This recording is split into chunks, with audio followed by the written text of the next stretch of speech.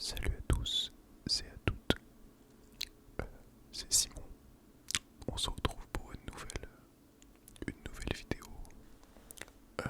J'ai remarqué que la première vidéo de la sorte vous a beaucoup plu et qu'il y a pas mal de commentaires dessous. Donc j'ai choisi de la refaire tout simplement. Pas la même histoire, ce sera une histoire différente aujourd'hui. On va avoir le plaisir d'entendre l'histoire. Donc je le répète, ces histoires-là sont racontées par Fabrice Drouel sur le podcast Affaires sensibles qui passe sur France Inter, il me semble bien. Je suis un grand fan de ce podcast, donc voilà, n'hésitez pas à aller regarder ce qu'ils font, c'est génial, j'adore. Les histoires un peu faits divers comme ça, il y a des histoires de géopolitique aussi, c'est génial. Vraiment très intéressant, donc voilà. Et je voulais les partager avec vous en ASMR du coup, vu que ça vous plaît, c'est génial. L'histoire que je vais vous raconter aujourd'hui est l'histoire d'Issei Sagawa. Issei Sagawa est un japonais, donc un étudiant japonais qui a vécu à Paris dans les années 80, le 13 juin 1981, en bordure du lac du Bois de Boulogne.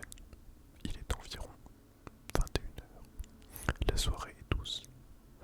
Le soleil descend lentement derrière les arbres. Des couples boivent un verre en terrasse du restaurant de Chalet des Îles. Soudain, un petit homme de type asiatique surgit du bois entraînant péniblement un diable sur lequel sont posées deux énormes valises. Il semble un peu perdu, hagard. Un couple de promeneurs l'interpelle. Elles sont à vous ces valises? Le propriétaire de bagages panique, bafouille, prend la fuite, abandonnant son attirail. L'homme entr'ouvre alors l'une des valises. Du sang s'en échappe. Le couple alerte immédiatement la police qui se rend sur place et fait une découverte incroyable. Dans l'une des malles brunes, en carton bouilli, enveloppé dans des chiffons, il trouve un buste de femme dont les seins ont été coupés. Dans l'autre sont entassés les bras, les jambes et la tête. Des lèvres et le nez ont été arrachés partout sur le corps. De la chair a été prélevée, notamment au niveau des fesses. Très vite, les médias s'emballent. Qui est la dépecée du Bois de Boulogne? On sait seulement que le corps est celui d'une femme, 25-30 ans, les yeux marrons, les cheveux bruns et de taille moyenne. Elle est morte de mort violente, une balle en pleine tête. Signe particulier, néant.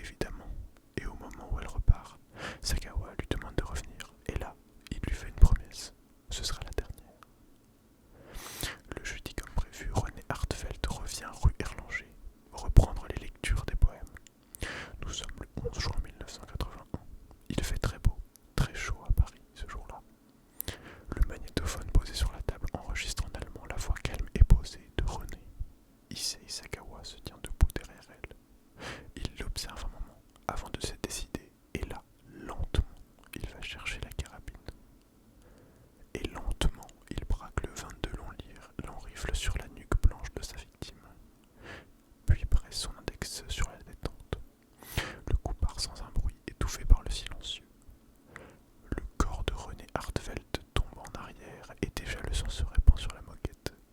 Il est pris de panique. Peut-être devrait-il appeler la police. Non, pas la police. Une ambulance. Non, il est paralysé. Mais très vite il se reprend, ferme les rideaux et se précipite à la cuisine, s'empare de serpillère et éponge le sang sur le sol. Lorsque les policiers procèdent à la perquisition du studio de la rue Erlanger, l'identité du tueur ne fait aucun doute. Ils découvrent les papiers de la victime et la carabine qui a servi à tuer René Hartwelt. Ils s'emparent également d'un dictaphone et d'une pellicule photo. Pris à sa conviction, pendant l'interrogatoire, les enquêteurs basculent vite dans l'horreur lorsqu'Issei Sagawa détaille les raisons qui l'ont poussé à tuer l'étudiante. Le criminel ne s'est pas contenté d'organiser le meurtre de sa victime, non. S'il a tué René, c'était pour assouvir ses pulsions cannibales. Car il n'en est pas à sa première tentative. Avant de quitter le Japon, il avait essayé de manger une jeune Allemande. Il s'était introduit chez elle de nuit, armé d'un parapluie pour la frapper à mort, préalable à son festin anthropophage. Mais il n'était mal préparé et l'Allemande, bien plus grande et plus forte que lui, avait hurlé. Il l'avait attrapé et maintenu jusqu'à l'arrivée de la police. Le père de Sagawa, un riche industriel prêt à tout pour sauver l'honneur de son fils, avait ouvert son portefeuille. La plainte avait été retirée contre une belle somme, mais cette fois-ci à Paris. Ici, Sagawa a tout préparé. Après avoir tué René Hartwelt, il a vu sa victime et assouvi ses pulsions. Quelques années plus tard, il témoigne dans l'émission Le droit de savoir, diffusée sur TF1. Il commence par la fesse droite, puis il dévore la cuisse. Les muscles sont plus faciles à découper. Il compare le goût, la texture de la chair crue en fonction des parties de l'anatomie. De nouveau, il retourne au corps pour violer le cadavre de la jeune femme et mort à pleines dents dans ses lèvres, puis le bout de son nez. Il découpe soigneusement les seins et décide de les faire cuire. Puis un bout de sa cuisse. Il photographie minutieusement les étapes du dépeçage et de la préparation. Sur une assiette en carton, il dispose un sein, sur un lit de petits bois. Une fois rassasié, il se rend au supermarché du coin et achète le nécessaire pour faire disparaître le corps. Valise, couteau, sac poubelle et même une hache. Il découpe le corps et isole les meilleurs morceaux. 7 kilos de viande qu'il range dans les petits sacs poubelles et conserve au frais. Il n'aura pas le temps de tout manger. Le soir, il retrouve des amis au cinéma. Au programme, West Side Story.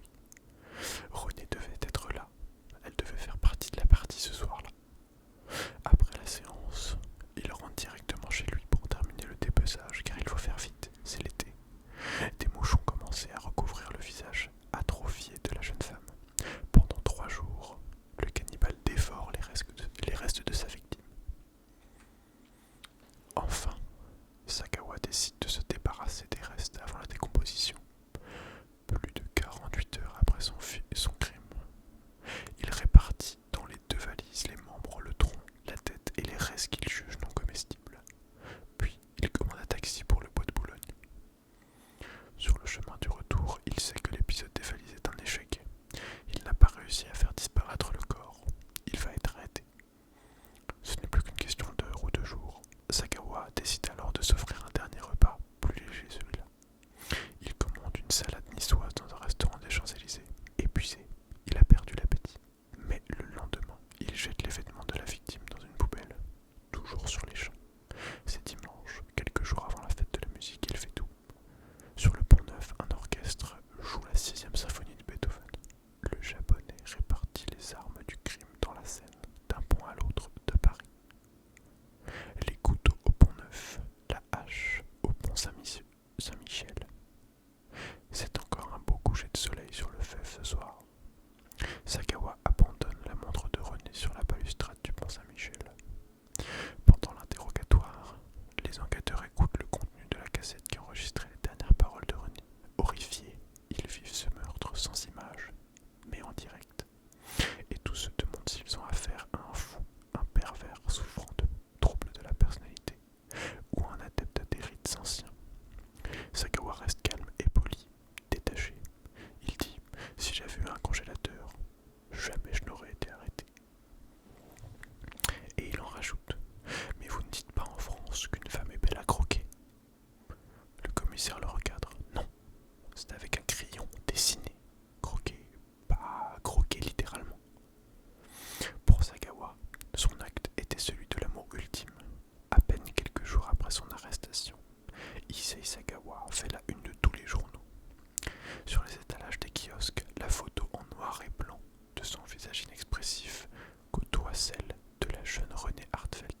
adolescente souriante. L'affaire dépasse les frontières et c'est l'emballement médiatique. Au Japon, on s'inquiète même des conséquences sur les relations diplomatiques avec la communauté européenne, notamment avec la France et les Pays-Bas. D'autant que le premier ministre japonais de l'époque est attendu à Paris dans les prochains jours.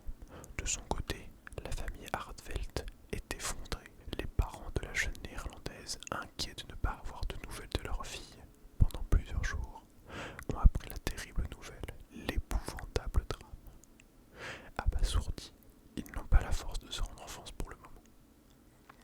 C'est le juge Jean-Louis Bruguière qui est chargé de l'instruction. C'est donc lui qui va décider si Sagawa était conscient de la gravité de ses actes au moment des faits. Très vite, il comprend qu'il se trouve devant une pathologie lourde. Et puis, la marge de manœuvre est simple et mince, surtout. S'il est déclaré fou, sans avoir été responsable pénalement, il ne peut être jugé. Au contraire, si l'acte de barbarie prémédité est reconnu, il encourt la peine capitale. Rappelons que nous sommes à l'été 1981 et que la peine de mort ne sera abolie que quelques mois plus tard, en septembre de la même année. Averti de la situation, le père Sagawa saute dans un avion, direction la France. Il a interrompu. Averti de la situation, le père Sagawa saute dans un avion pour la France. Il a interrompu une importante réunion au Japon pour rendre visite à son fils, et il espère bien le tirer d'affaire une nouvelle fois. Il prend contact avec Maître Lemaire, un des meilleurs avocats pénalistes de Paris. À son arrivée en France, il répond aux questions des journalistes et se rend responsable des actes atroces de son fils. Il dit « C'est ma faute, je l'ai trop protégé. Il vient d'ailleurs de démissionner de l'entreprise qu'il dirigeait au Japon pour sauver l'honneur de la famille. » De son côté, le juge Bruguière envoie Issei Sagawa à la prison de la Santé et désigne 3 experts psychiatres pour l'examiner. Ceux-ci tentent de percer le mystère de la personnalité du criminel. Pendant plus d'1 an, les médecins, le magistrat, les policiers fouillent dans le passé du japonais cannibale et l'histoire qui s'écrit de Tokyo à Kobe en passant par Osaka. Le 30 mars 1983, presque 2 ans après la mort de René Hartfeldt, le verdict, tant redouté par la famille de la victime, tombe et il est sans appel. Non-lieu. En l'espèce, c'est l'article 64 du code pénal qui doit s'appliquer ici.